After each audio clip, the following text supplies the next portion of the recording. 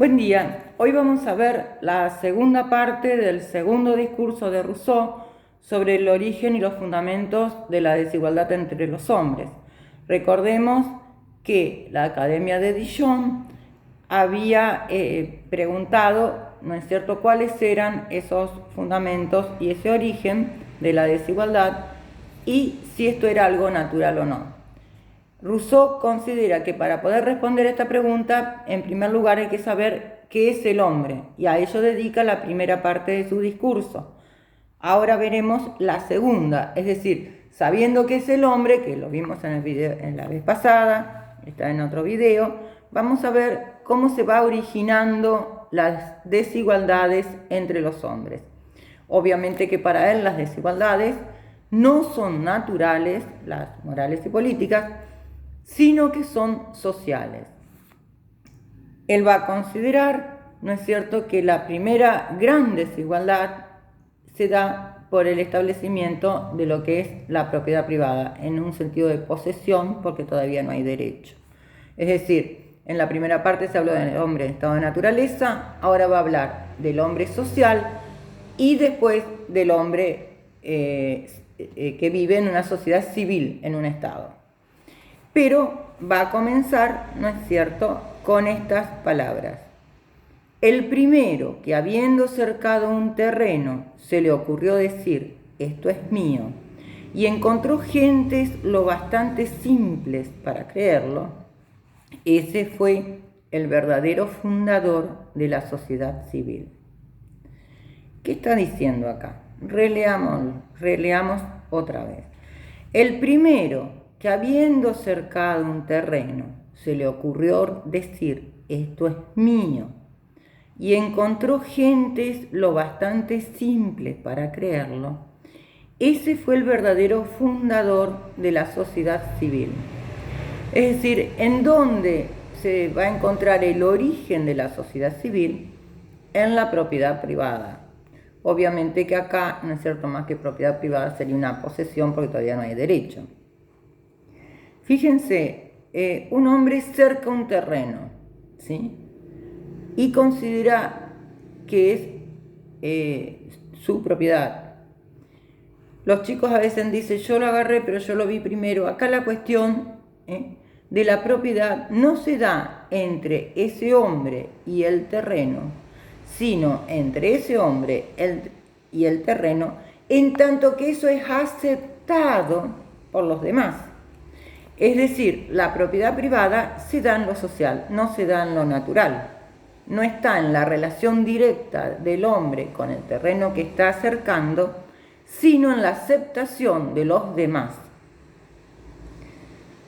¿Cuántos crímenes, guerras, asesinatos y miserias y horrores, dicen, nos hubiéramos evitado? ¿Por qué? Porque dice, los frutos son de todos y la tierra es de nadie. Pero para llegar acá, a esta situación de lo que habíamos visto, el hombre estado de naturaleza, tienen que haber pasado muchos siglos y muchos otros acontecimientos, situaciones, etc. Él dice, y esto no lo olvidemos porque se mantiene en todo este capítulo, el primer sentimiento del hombre fue el de su existencia. Esto está en la página 162.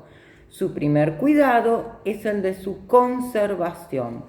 Es decir, el hombre siente su existencia, no es que sabe de su existencia, la experimenta, la siente, y su cuidado es conservarse a sí mismo.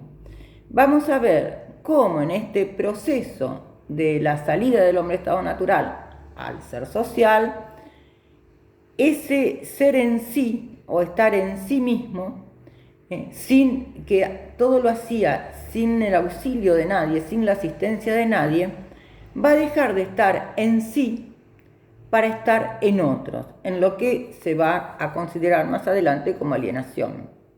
Lo vamos a seguir viendo. Y la libertad originaria va a dar lugar al sometimiento en todo este proceso hasta llegar a la civilización. ¿Cómo se daba la vida de los hombres en estado de naturaleza? Ya lo estuvimos viendo. Y acá dice que los hombres se fueron multiplicando, que empezaron a ser carnívoros, que empezaron a tener ciertas relaciones entre ellos. Por ejemplo, la asistencia para una casa, o a veces la relación era de amenaza. Se fueron estudiando, o sea, estudiando entre comillas, ¿no es cierto? Había distintas percepciones que se fueron dando y hubo entonces muchos progresos, tanto a nivel de la psiquis como también, por ejemplo, comenzó el lenguaje como gestos o gritos inarticulados o miméticos. A medida que los hombres iban relacionándose al principio casualmente, después comienzan a establecerse las familias. Las familias, dice, se habían establecido por un apego mutuo y por una cuestión libre. No había ninguna obligación entre los miembros de la familia. Pero esto tenía una ventaja. El trabajo de uno se repartía entre dos. El hombre ya no está en sí totalmente solo, como habíamos leído en esta página 162, sino que su conservación también se da por otros. En este caso hay una división, una primera división del trabajo. El hombre, el varón salía a buscar el alimento y la mujer se quedaba cuidando a los niños. Es decir, el trabajo de uno lo hacían dos.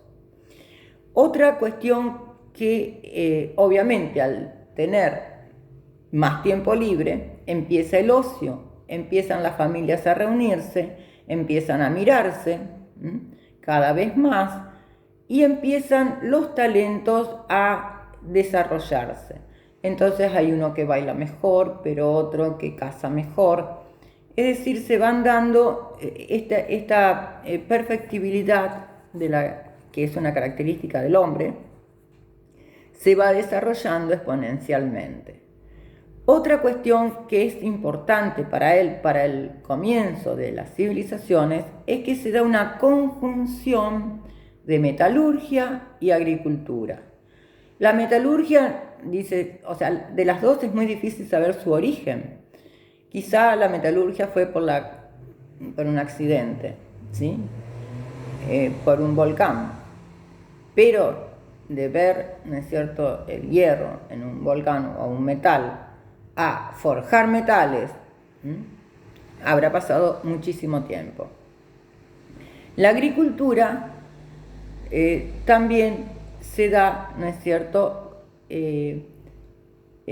no sabe exactamente cómo, porque ya supone algo que el hombre en estado de naturaleza no experimentaba, la noción de futuro.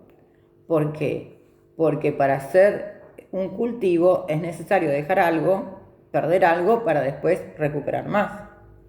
Es decir, no como el cereal, sino que lo siembro, ¿sí? Y después podré intercambiarlo por otras cosas. Hay una consideración de futuro que no tenía el hombre en estado natural. Al cultivar la tierra, después la tierra comienza a partirse, hay distintos talentos que producen distintas desigualdades, y dice en la página 176 que ya ser y parecer no son lo mismo, lo cual nos recuerda al primer discurso. Hay hombres que trabajan para otros, hay hombres que tienen más riquezas, hay siempre, obviamente el que cerca un terreno está tomando una tierra que es de otro, no es de nadie, ¿sí? Y empiezan los pillajes o, ¿no es cierto?, el dominio de los ricos, es decir, de los que tienen terrenos. Pero nadie está exento porque la fuerza lo vale para todo. El que tiene más fuerza toma el terreno de otro, ¿sí? Entonces hay como un estado de guerra continuo. Y los que tienen el terreno quieren asegurarse, garantizarse la propiedad de ese terreno. Entonces dice, le dirían a los pobres que haya propiedad privada, que haya igualdad de derechos para todos y justicia para todos. Así surge el Estado civil. Es un contrato entre ricos y pobres.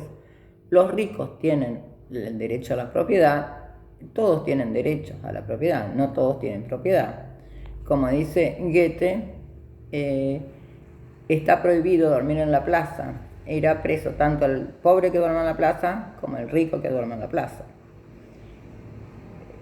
Y acá comienza entonces la primera gran desigualdad, porque las otras desigualdades dan lugar a esta primera, que es entre ricos y pobres, ¿sí?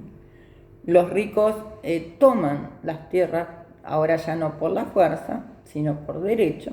Los pobres siguen trabajando para los ricos. Quizás no se todos eran primero, ¿no es cierto?, quienes gobernaban, lo cual habrá dado lugar a distintas situaciones terribles, y entonces se eligen magistrados que gobiernan. Esta va a constituir la segunda gran desigualdad entre poderosos y débiles.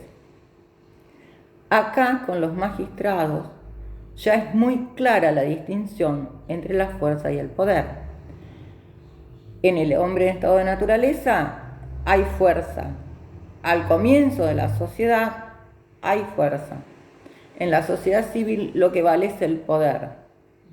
Por eso decía cómo la naturaleza se convirtió, o sea, dio lugar al poder, decían al comienzo del discurso. Entonces, esta segunda desigualdad es entre poderosos y débiles. Cada vez va a haber mayor cantidad de desigualdad y, no es cierto, él no lo dice, de alienación. Vamos a ver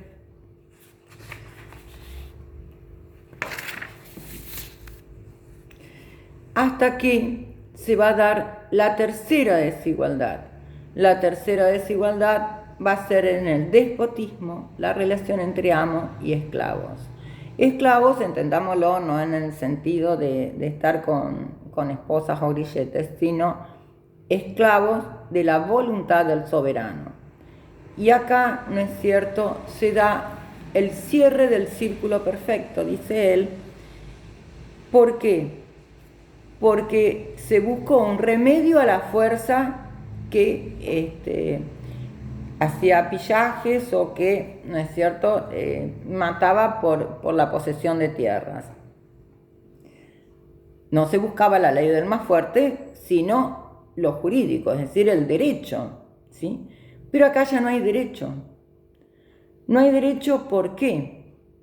Él dice, por ejemplo, en la 191, a la única ley del más fuerte se llevó, de la cual fue originariamente el remedio, se llevó a este uso ilegítimo de poder. ¿Por qué ilegítimo?